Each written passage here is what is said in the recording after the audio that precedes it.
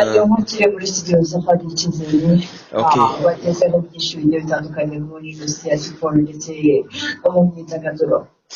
Yego Joseline, reka mbanze ngushimire kubw'uyu mwanya umaye, yewe gashimire n'abakunzi baradi Icyizere babagenda rwose baduteze amatwi mu buryo 5 kwa 5. Hanyuma rero twihute cyane tujye mu makuru ya siporo. Uyu munsi turi ku itariki 20 Gicurasi 2022. Ni umunsi navuga ngo dufiteho amakuru menshi cyane. Reka twihute cyane duhere mu Rwanda tujya mu makuru y'imikino. Abana 25 bakina mu irero rya Paris Saint-Germain berekeje mu gihugu cy'Ubufaransa aho bagiye kwitabira irushanwa ry'igikombe cy'isi gitegurwa n'ino kipe nyine ya Paris Saint-Germain.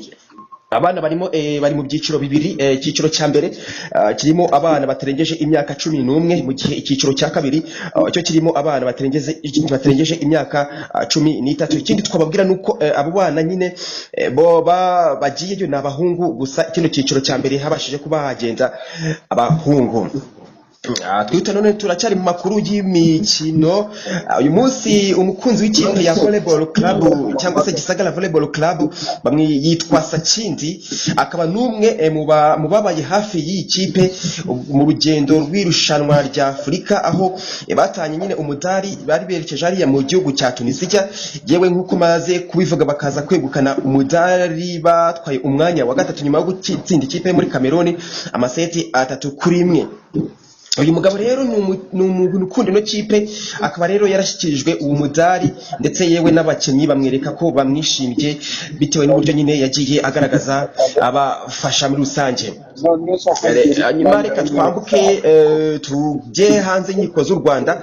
Twageze mu Bwongereza. Yitwa Nicolas Pepe, benshi baramuzi, ni umukinnyi w'ikipe y'igihugu ya Ivory Coast cyangwa se Cote d'Ivoire, ariko akaba n'umukinnyi ukinira ikipe ya Arsenal, akina nk'umuwinga cyangwa se benshi bita mababa, ndetse ariko akanakina nk'umwataka cyangwa se forward. Uyu mukinnyi rero aravuga ko muri sama ashobora kuba rwose no kipe yayivamo, dore ko yatangiye kubwira manager we cyangwa se ushinzwe kumushakira akaryo nk'uko besha bivuga, cyangwa se ushinzwe kumushakira ikipe ko yamushakira indi kipe. Utuvugana amaginga yangaya nta kipe iravuga yuko imukeneye, gusa biravuga yuko no mukinnyi byanga bikunze ashobora kugira gutya akaba yabona ikipe. Rero reka tujye mu makuru y'imyidagaduro. Birumvikana turahera n'ubundi hano mu Rwanda. Yitwa DJ Dizzo, uyu musore usanzwe uvanga imiziki, akaba turi mu gihugu cy'Ubwongereza ari mu mujyi wa London. Hanyuma yuko rero abaganga mubwiye ko asigaje iminsi 90 yo kuba ariho kubera kanseri yamurenze, hatangiye gukusanywa inkunga y'amafaranga kugira ngo no musore aze kuba yarwarira mu Rwanda, bityo iminsi ye ya nyuma abashe kuba yayimara mu gihugu kiwe cy'amavuko. DJ Dizzo asanzwe nyine ari umugabo uvanga imizi cyangwa se nk'uko babwi aba DJ muri rusange. Reka twikomereze amakuru y'imyidagaduro. Bamwe abaraperi barimo Bushari ndetse na Aishi Keve bamaze nyine gushyirwa ku rutonde zasutsa bazitabira imikino nyafurika y'irushanwa rya basketball cyangwa se Basketball Africa League 2022 cyangwa se BAL, rizatangira tariki 21 rigasozwa itariki 28 muri kuno kwezi nyine kwa gatanu. Amakuru y'imyidagaduro rero reka tuyasoreze muri Uganda. Hari intambara y'amagambo iri gututumba hagati y'umuhungu wa perezida wa Uganda yitwa Lieutenant General Muhoozi Kainerugaba. Ni nyuma yuko hari icyo twita cartoon.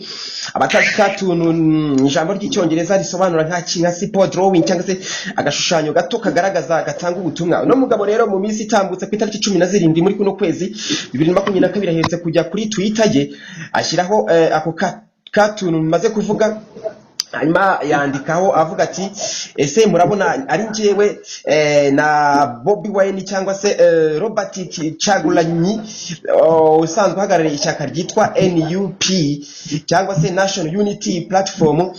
Avuga ati ese ari nge nawe, yamwise umuvandimwe wiwe, avuga ati ari nge nawe ningikwiye kuba yahagarara mu nkweto za papa cyangwa se wasimbura papa cyangwa se nyine Museveni. Hanyuma rero uyu Bob Wine yagiye nawe aramusubiza aramubwira ati mbere byose ati I'm not your brother, ntabwo ngende umuvandimwe wawe. ikindi aramubwira ati ikosa ukora nuko utekereza ko Uganda ari umutungo wa so. Hanyuma rero Joseline ngira ngo ayo niyo makuru twabateguriye ya siporo ndetse n'imyidagaduro.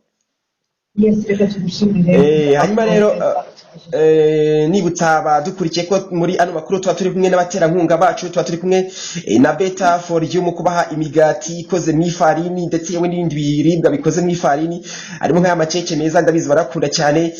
Tuba turi kumwe na WhatsApp shop mu kubaha telefone nziza cyane, tuba turi kumwe na Isange ngo Masako Mutangwa Financial, turi kumwe na Better for You nkuko namaze kwivuga, turi kumwe na Smart Art and Craft Market, turi kumwe na Eugene cyangwa se Papa Diane kubaha imyenda. Hanyuma Joseline ndagushimiye nkubwira ngo komeze uhe abakunzi radio icyizere ibyiza. Nanjye ndagushimiye Tirina. Warakoze cyane.